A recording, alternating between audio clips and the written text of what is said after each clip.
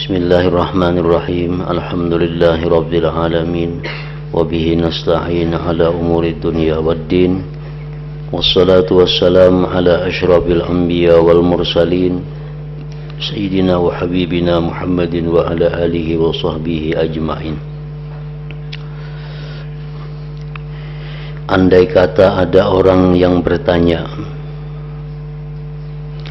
ganjaran, pahala dan siksa itu juga ditulis di Lauhil Mahfuz. Sementara itu kita wajib mencari ganjaran Allah dengan taat dan meninggalkan apa yang menyebabkan menerima siksa Allah. Lalu apakah ganjaran dapat bertambah karena mencari atau berkurang sebab meninggalkan? Nah, ini hubungannya dengan pertanyaan yang dahulu mengenai apakah rezeki itu bisa bertambah dengan berusaha,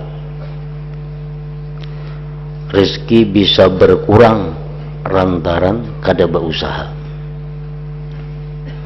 Dijawab oleh pengarang bahwa rezeki kita kada bertambah dengan sebab kita berusaha, rezeki kita kada berkurang sebab kita diam kada berusaha. Itu rezeki sudah ditetapkan oleh Allah di Lauhil Mahfuz. Rezeki kita sekian, kita berusaha kada bertambah dari itu, kita berdiam kada berkurang dari itu. Nah, lalu yang bertanya ini bertahun pulang, amun pahala pang lawan siksa itu ditulis juga di Lauhil Mahfuz. Tapi apakah pahala itu bertambah dengan dicari?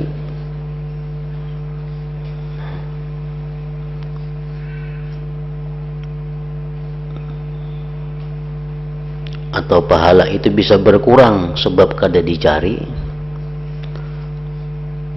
Nah, pengarang menjawab,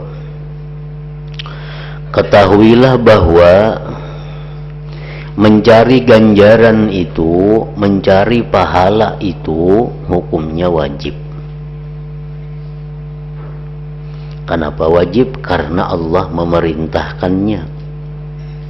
Allah memerintahkan kita mencari pahala dan mengancam Allah kalau meninggalkannya. Kalau kita meninggalkan mencari pahala, itu diancam Allah. Sedangkan rezeki mencarinya kada wajib, dan Allah kada memerintahkan kita untuk mencari rezeki. Nah, itu bedanya. Lagi pula Allah tidak menanggung ganjaran untuk orang yang tidak taat. Allah kada menanggung dapat pahala orang yang kada taat. Nah, kalau rezeki Allah menanggung dan kada berkait dengan usaha atau kada berusaha. Sedangkan tambahan ganjaran dan siksa itu sebab pekerjaan hamba. Ganjaran dan siksa itu sebab pekerjaan hamba. Perbedaan antara rezeki dan ganjaran atau pahala itu bisa ditemukan. Perbedaan antara rezeki dan ganjaran pahala itu bisa ditemukan dalam satu kaidah yang samar, yaitu apa yang dikatakan oleh sebagian ulama kita. Yang tertulis di Lauhil Mahfuz itu ada dua macam. Satu bagian tertulis secara mutlak, tanpa syarat dan tanpa menggantungkannya dengan pekerjaan hamba, yaitu rezeki dan ajal. Rezeki umur itu tertulis di Lauhil Mahfuz mutlak. Arti mutlak apa? Kada pakai syarat, kada tergantung dengan hamba, rezeki dan ajal. Jadi umur kayak apa aja kita berusaha, kayak apa aja kita berobat, kada menambahi umur. Kayak apa aja kita bekerja, kada akan mengurangi umur. Karena Allah menentukan umur tanpa ada syarat, tanpa ada kait, mutlak. Demikian rezeki ditulis oleh Allah mutlak di Lauhil Mahfuz tanpa ada syarat, bertambah dengan pekerjaan usaha atau berkurang dengan apa kadada. Tidakkah engkau perhatikan bagaimana Allah menyebut-nyebut keduanya, rezeki dan ajal, secara mutlak tanpa syarat? Allah Ta'ala berfirman, wa ma min dabbatin fil ard illa 'ala Allahi rizquha. Artinya, semua hewan yang melata di bumi rezekinya menjadi tanggungan Allah. Nah, adalah berkait di situ. Rezeki binatang melata termasuk manusia itu dijamin Allah mutlak. Kada ada bertambah bila inya berusaha, kada ada bertambah. Bila inya bekerja, kada ada. Pokoknya Allah mengatakan dalam Al-Quran, semua hewan yang melata di bumi rezekinya menjadi tanggungan Allah. Jadi kita berusaha kadakah rezeki ditanggung oleh Allah. Dan firman Allah, fa idza jaa ajaluhum la yastakhiruna sa'atan wa la yastaqdimun. Artinya apabila ajal manusia telah datang, maka mereka tidak bisa mengundurkan sesaat pun dan tidak pula memajukan. Adalah berkait umur si hamba, ajal si hamba akan bertambah bila inya bekerja ini. Umur si hamba akan berkurang bila inya melakukan ini kadada. Sabda Rasulullah sallallahu alaihi wasallam, arba'atun qad furiga anhu al-khalqu wal khuluq wal rizqu wal ajal. 4 hal yang telah dibereskan, yaitu makhluk, pekerti, rezeki dan ajal. Itu sudah selesai, sudah dibagi oleh Allah.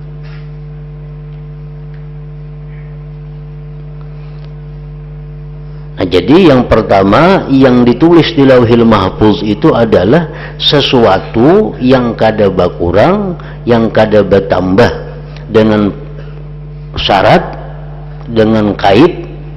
Itu adalah rezeki dan ajal tadi. Satu bagian yang tertulis di Lauhil Mahfuz yang lain tertulis dengan syarat, digantungkan dan disyaratkan dengan pekerjaan hamba, yaitu ganjaran dan siksa. Itu Allah memberi pahala kepada hamba bila ini. Allah menyiksa si hamba bila ini. Nah, itu berkait. Tidakkah engkau perhatikan ganjaran dan siksa disebut oleh Allah dalam kitab Al-Quran dalam keadaan digantungkan, dikaitkan, disyaratkan dengan pekerjaan hamba? Allah Ta'ala berfirman, walau anna ahlal kitab amanu wattaqaw lakaffarna anhum sayyiatihim wa la'adkhalnahum jannatin na'im. Seandainya ahli kitab itu, orang Yahudi Nasrani, mau beriman dan takut kepada Allah, pastilah aku, ujar Tuhan, melebur perbuatan jelek mereka dan aku masukkan mereka ke dalam surga Naim. Keterangan ini sudah jelas, maka pahamilah. Di situ Allah mengatakan bahwa mereka itu bisa masuk surga, tapi syaratnya amanu wattaqau, beriman dan takwa. Mereka masuk surga dengan syarat beriman dan takwa. Bakait itu iman dan takwa. Jadi untuk mendapatkan ganjaran, mendapatkan pahala, nah itu usaha. Diperlukan usaha hamba. Sembahyang, berzikir, berselawat, menuntut ilmu. Nah, nyar diberi Allah pahala. Bila kada. Lain rezeki. Nah, rezeki tadi sudah dijelaskan, kada pakai syarat. Allah mengatakan Allah menjamin rezeki, titik. Kada ada bakait Tuhan bilanya bekerja ini, bilanya bekerja itu, kada ada. Nah, jadi itu perbedaan antara rezeki dan pahala. Kenapa kita wajib menuntut pahala? Karena disuruh Allah menuntut pahala. Kenapa kita kada wajib mencari rezeki? Karena Allah kada menyuruh kita mencari rezeki.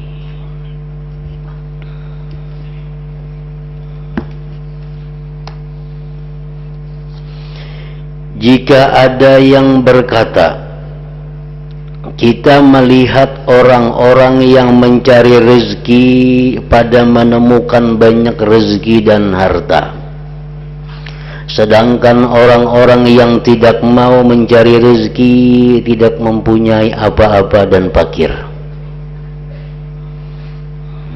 Ada nang betakun. Kita melihat orang-orang sugih itu orang-orang yang banyak berisi usaha,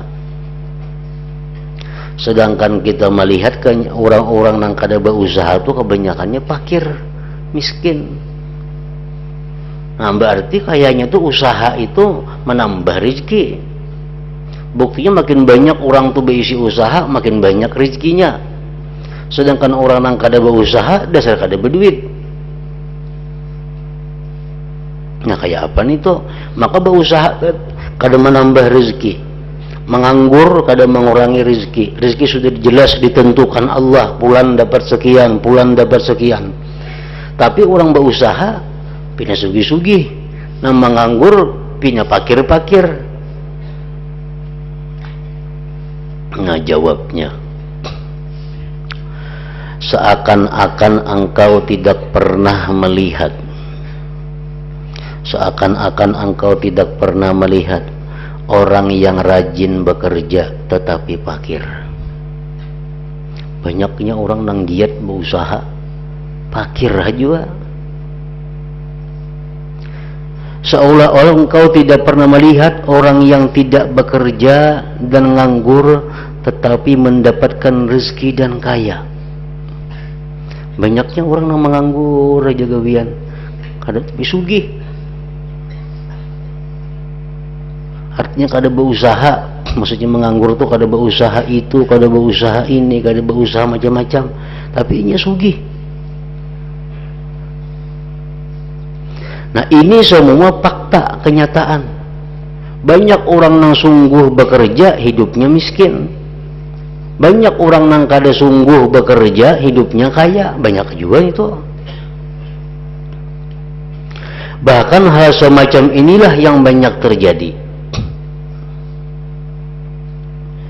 Supaya engkau mengerti bahwa yang demikian itu merupakan ketentuan Allah yang maha menang lagi mengetahui, serta pengaturan Allah yang merajai lagi bijaksana.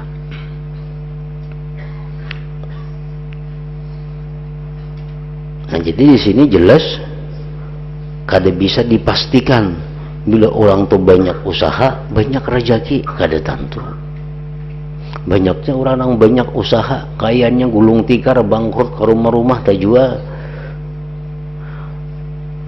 Usahanya ada ini, ada itu, banyak usaha, mestinya banyak jual rezeki, tapi nyatanya habis.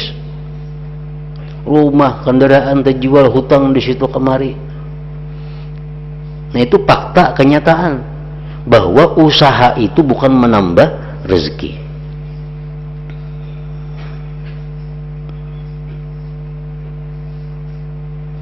Orang berusaha berdagang, dagang, dapat duitnya hari-hari. Bah kada puas lagi berdagang, nambah pulang usaha. Nambah usahanya, harapannya menambah rezeki. Hitungannya banyak usaha, banyak rezeki. Buka pulang usaha ini, buka pulang usaha ini. Tahu-tahu ada usaha yang menghabiskan semuaan, bangkrut jadinya gara-gara membuka usaha ini. Banyak orang kayak itu kenyataan. Jadi kada boleh dikatakan bahwa usaha itu menambah rezeki, kada kawa. Nah, jadi rezeki itu sudah ditetapkan Allah. Kita berusaha kah rezeki itu akan datang kepada kita, mau kada mau. Bila kada percaya itu, kada percaya lawan Quran, kada percaya lawan Nabi, kada percaya lawan Allah Ta'ala, bahwa rezeki kita kada bertambah dengan berusaha, kada berkurang dengan berdiam. Itu satu kepercayaan yang wajib diyakini oleh setiap orang yang beriman. Abu Bakar Muhammad bin Sabiq As-Saqli pemberi fatwa di negeri Syam membacakan syair.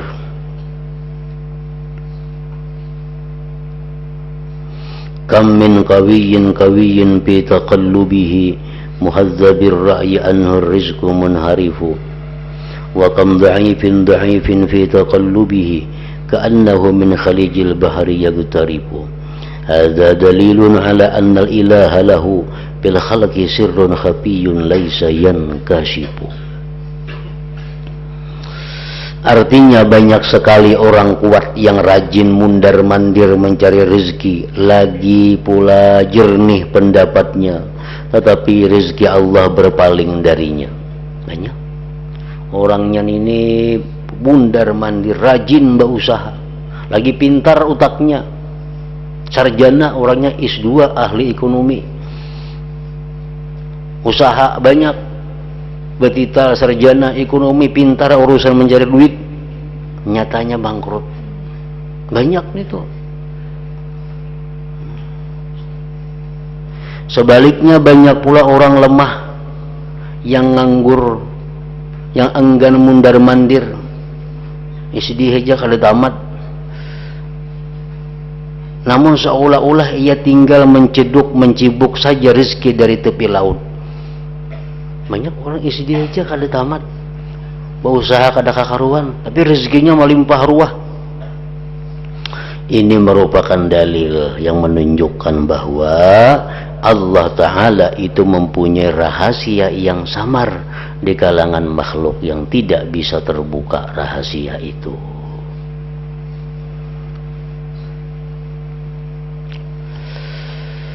Nah, jadi sudah jelas perbedaan antara rezeki dan pahala. Rezeki kada bertambah dicari, kada berkurang bila berdiam, karena sudah ada jatahnya. Yang kedua, menuntut mencari rezeki itu kada wajib hukumnya. Jangan dipadahkan wajib mencari rezeki itu, karena maulah hukum seorang maka wajib dia berusaha. Jangan dipadahkan wajib berusaha.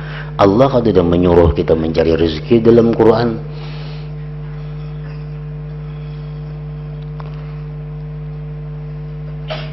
Mencari rezeki itu kada wajib, dan rezeki kada bertambah dengan dicari, kada berkurang dengan berdiam. Sebab Allah menjamin rezeki kita tanpa syarat.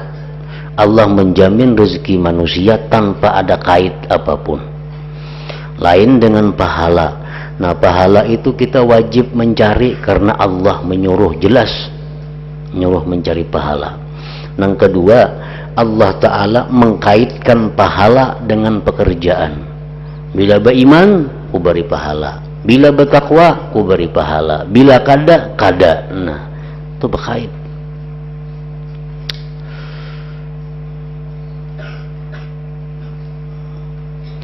Jika engkau bertanya, bolehkah kita masuk ke pedalaman tanpa bekal?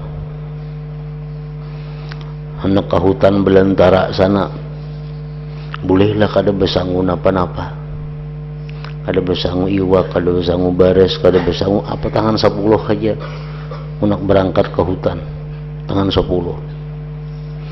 Maka ketahuilah bahwa kalau engkau mempunyai hati yang kuat menghadap kepada Allah dan memiliki kepercayaan yang kukuh terhadap janji Allah, maka masuklah. Amun bujur-bujur kita meyakini semuanya dengan keyakinan yang penuh, silahkan berangkat, kada usah besangu apa-apa.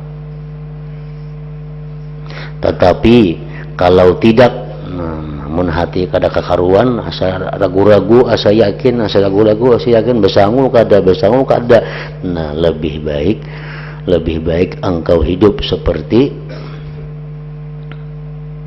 orang awam yang bergantung kepada gantungan mereka.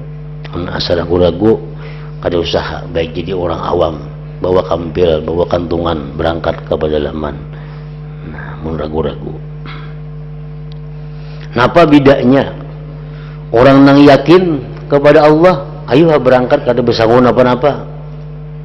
Orang nang kaya orang awam kada usah besangu, tulak ke pedalaman itu.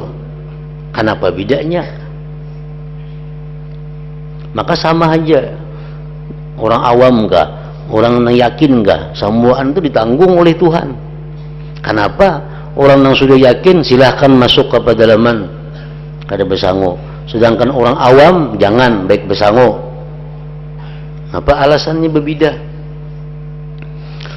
Aku pernah mendengar Imam Abul Ma'ali, Imam Al-Haramain rahimahullah berkata, orang yang menghadap kepada Allah Ta'ala itu apabila berjalan hidup menurut kebiasaan manusia, maka Allah bertindak keadaannya menurut kebiasaan manusia pula dalam hal kecukupan ungkus hidupnya.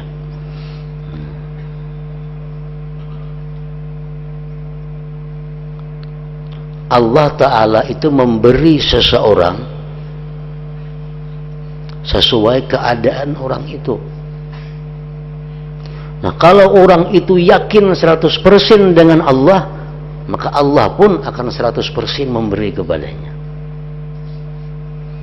Bila orang itu kada kakaruan tadi, nah itu bisa kada diberi Tuhan. Aku ni asa ragu-ragu, asa nang besangu, sana kada hendak besangu, kalau pinang kada napa-napa kena situ. Baik besangu ha. Mun aku besangu, aku dijamin Tuhan juga sudah. Nah ragu-ragu hati. Bila ragu-ragu langkah ini tulak kada besangu, mati tengah jalannya. Kenapa? Karena Allah memperlakukan manusia itu sesuai dengan keadaan mereka. Allah memperlakukan manusia sesuai dengan keadaan mereka. Kalau keadaan kita hati bulak-bulik macam itu, disuruh besangu.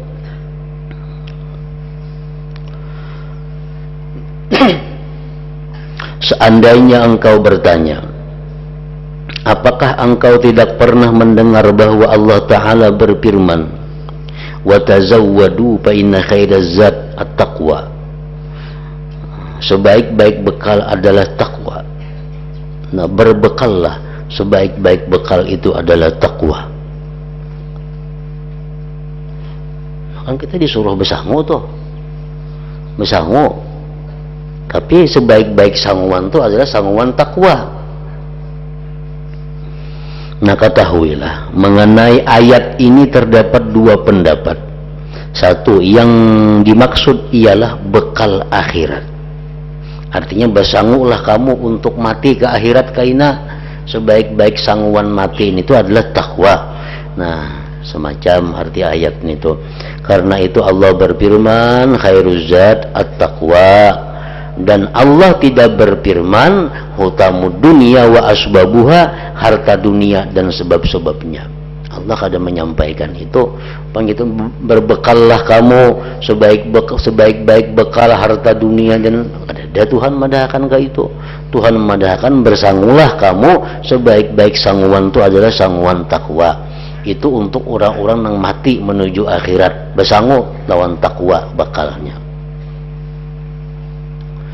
Yang kedua, ada pendapat ulama yang menjelaskan tentang ayat tadi. Asal turunnya ayat ini berkaitan dengan kaum yang tidak mau berbekal dalam perjalanan haji bagi diri mereka. Karena mengandalkan pemberian orang lain, mereka meminta-minta kepada orang lain, mengeluh, ceriwit, dan merugikan orang lain.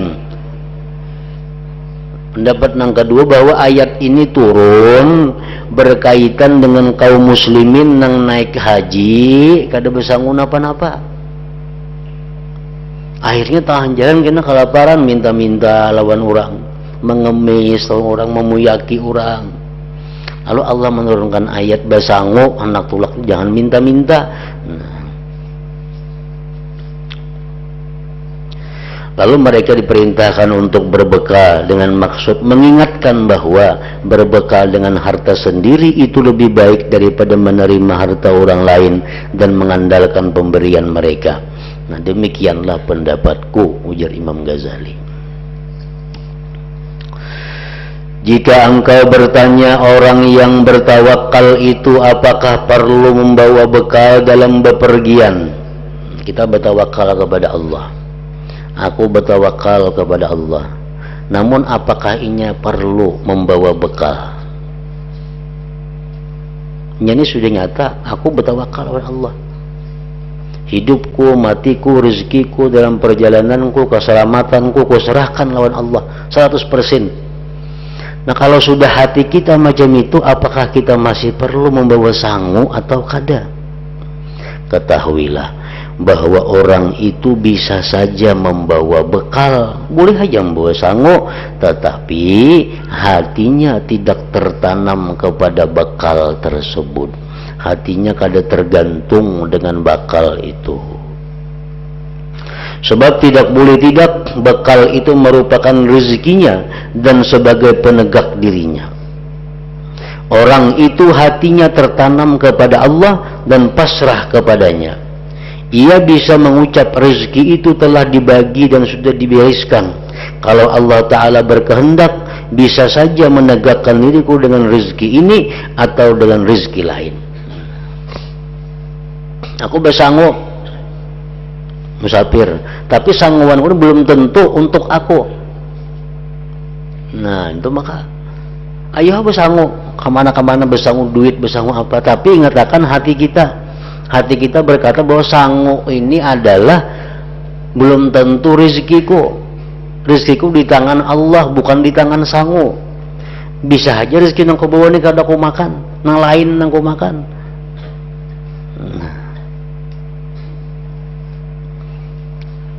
Itu menunjukkan bahwa kita kada berpegang, kada bergantung kepada rezeki yang kita bawa, sangu yang kita bawa ini. Kadang-kadang orang bertawakal itu dengan niat lain, umpamanya membantu orang Islam dan semisalnya. Aku bersangun duit, hendak musafir, bersangun duit sekian. Tapi di hati kita ini yakin bahwa duit ini belum tentu rezekiku di tangan Allah. Nah, bersangun duit ini untuk apa? Kalau napa-napa kagak tahan jalan, ada melihat nang perlu ini, ada perlu itu, ada perlu ini untuk orang lain, untuk ini. Nah, nyatakan di hati nang macam itu bahwa tanda kita kada bergantung kepada sangu, kepada bekal itu. Jangan beranggapan bersangu maka kini kayak apa yang makan menguar bersangu situ. Kelaparan nih kami suka ada bersangu. Nah, tuh ini bergantung lawan sangu itu nang kada boleh. Bersangu tuh boleh aja, tetapi asalkan kita meyakini rezeki kita di tangan Allah, bukan di sangu ini. Sangu ini bisa aja untuk orang lain karena diberiakan, bisa juga untuk makan seorang memang ini rezekiku. Nah, jadi itulah gunanya ilmu. Orang yang alim bersangu, orang awam bersangu lain, orang awam piruhut lawan sangu inya. Orang alim bersangu kadang itu hatinya karena inya tahu sangu ini hanyalah sebagai sangu, bukan pegangan.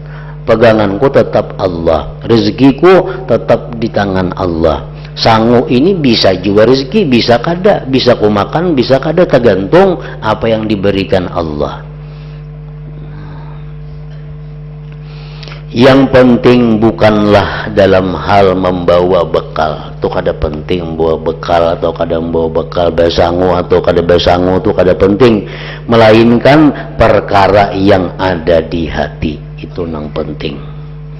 Janganlah engkau menggantungkan hati engkau kecuali pada janji Allah, kesempurnaan pemenuhannya dan penanggungannya. Banyak orang yang membawa sangu, membawa bekal, namun hatinya selalu tertanam kepada anugerah Allah, bukan kepada bekalnya. Dan banyak pula orang yang tidak berbekal, tetapi hatinya senantiasa tertuju kepada bekal, bukan kepada anugerah Allah. Jadi yang penting adalah hati.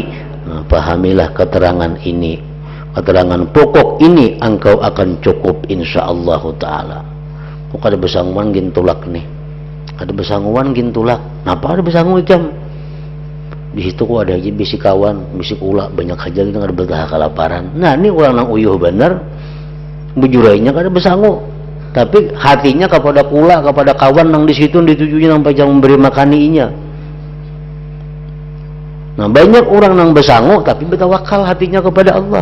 Jadi bukan sangu, masalah sangu kada besangu, yang penting hatinya itu apakah bergantung, berharap kepada Allah atau kepada sangu, itu masalahnya. Andai kata ada yang berkata Nabi Muhammad sallallahu alaihi wasallam juga membawa bekal, begitu pula para sahabat Nabi dan orang-orang dahulu yang salih-salih. Nabi Muhammad gen dahulu membawa sangu sin bahaji ke Makkah nitu, sahabat-sahabat orang-orang salih dahulu. Jawabnya masalah membawa bekal itu jelas mubah, boleh, tidak haram. Kita besangu kemana-kemana tuh kada haram, boleh aja. Yang haram itu adalah tertanamnya hati kepada bekal. Nawar besangu kayak apa kena aku di sana, sangsara aku udah besangu. Nah itu nang kada boleh. Masalah membawa duit sebalik kada apa-apa, tapi nang kada boleh itu mun aku kada besangu nih kena kayak apa di situ makan, kayak apa di situ hidup. Nah itu nang kada boleh. Amun aku besangu nyaman segan ngurakan uleh-uleh itu ini itu boleh aja nih itu, karena lain urusan tawakal. Uleh-uleh ini itu sesanguan itu lain tawakal. Tawakal itu adalah urusan hidup mati, itu tawakal. Aku besangu kayak apa di situ, kayak makan juga kah, hidup juga kah, kayak apa sengsara kanan, itu nang kada boleh. Masalah membawa bekalnya itu boleh aja. Yang haram adalah tertanamnya hati kepada bekal itu dan meninggalkan tawakal kepada Allah Ta'ala. Pahamilah keterangan ini. Kemudian apa yang menjadi sangka engkau terhadap Rasulullah sallallahu alaihi wasallam yang telah menerima firman Allah Ta'ala, wa tawakkal 'alal hayyil ladzi la yamut, artinya bertawakallah kepada zat yang maha hidup yang tidak bakal mati. Apakah Nabi Muhammad mendurhakai Allah dalam hal ini? Apakah beliau menggantungkan hati beliau kepada makanan dan minuman atau kepada dirham atau dinar? Karena Nabi Muhammad ini sudah disuruh bertawakal kepada Allah yang maha hidup kada bakal mati. Kenapa sih dia membawa bakal ke Makkah naik haji? Apakah hati sidin tergantung lawan makanan, minuman, duit itu? Tidak mungkin, mustahil yang demikian itu, mustahil. Hati beliau pasti menghadap kepada Allah dan pasti beliau itu bertawakal kepadanya sesuai dengan perintah kepada beliau. Karena Nabi Muhammad sallallahu alaihi wasallam adalah seorang nabi yang hatinya tidak pernah berpaling kepada dunia seluruhnya dan tidak mengulurkan tangannya kepada kunci semua gudang bumi. Kalau Nabi Muhammad dan para ulama salaf yang salih membawa bekal, itu adalah lantaran ada niat yang baik. Membawa bekal tapi niatnya baik, berpahala. Nampaikan besangu banyaknya. Ini aku besangu perlu Ina bulik nukarakan anak, nukarakan cucu, nukarakan kula, nukarakan tetangga, ulih-ulihnya. Di situ kena kawan habis duit nang berhutang dihutangi. Nah, itu niat nang baik besango. Bukan karena senang hatinya terhadap bekal lalu meninggalkan menghadap Allah. Itu yang penting, jangan sampai senang terhadap bekal. Jangan sampai di hati sanggup 10 juta, bah, asa aman aku sini, asa hidup 10 juta nih sanggup di situ. Nah, itu jangan itu. Yang dipandang adalah niat. Menurut apa yang kuterangkan kepada engkau, pahamilah dan bangunlah dari tidur engkau, sadarlah dari kelalaian engkau, dan pahamilah benar-benar niscaya engkau dikaruniai laku benar oleh Allah Ta'ala. Jika engkau bertanya manakah yang lebih utama, membawa bekal ataukah meninggalkannya? Tadi membawa bekal boleh, asalkan hati jangan berikat lawan bekal itu. Hati tetap kepada Allah. Nah, boleh membawa bekal. Bahkan membawa bekal itu bisa berpahala kalau niatnya baik. Nah, sekarang betakun pulang, mana baiknya kada usah besangu lawan besangu. Kan besangu boleh, besangu boleh, kada besangu boleh kalau hati kita sudah kuat tadi. Sekarang betakun mana baiknya. Ketahuilah bahwa dalam hal ini tergantung kepada keadaan. Apabila orang itu menjadi panutan orang banyak yang ingin menerangkan bahwa membawa bekal itu boleh, atau berniat menolong orang Islam, menolong orang susah dan semisalnya, maka yang lebih utama adalah membawa bekal. Baik besangu, kita berumbungan, kita jadi panutan, baiknya kita besangu dengan niat yang baik tadi. Kalau orang itu sendirian, nah sorangan ninya berangkat dan tegar hatinya, kuat hatinya dalam masalah percaya kepada Allah Ta'ala, serta masalah bekal tidak menyibukkannya, kada mengganggunya untuk beribadah kepada Allah, maka yang lebih utama adalah meninggalkan bekal. Sudah hatinya kuat kepada Allah, kada sibuk urusan sangu, nya kada berpikir urusan makan. Nah, dan berangkatnya ingin seorangan, kada pacang minta-minta lawan orang. Nah, maka itu lebih baik kada usah besangu. Walaupun besangu itu boleh, tapi abdalnya meninggalkan sangu. Nah, pahamilah keterangan ini, jagalah, semoga Allah Ta'ala memberi taufik kepada kita semua, amin ya rabbal alamin. Nah, kemudian rintangan yang datang kemudian yang kedua ialah hal-hal yang mengkhawatirkan keinginannya dan maksudnya.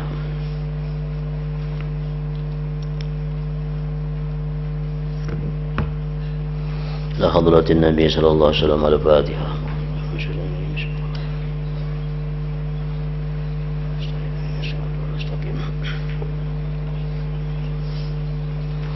Bismillahirrahmanirrahim. Alhamdulillah rabbil alamin, wa salli wa sallim ala sayyidina Muhammad wa alihi wa sahbihi ajma'in.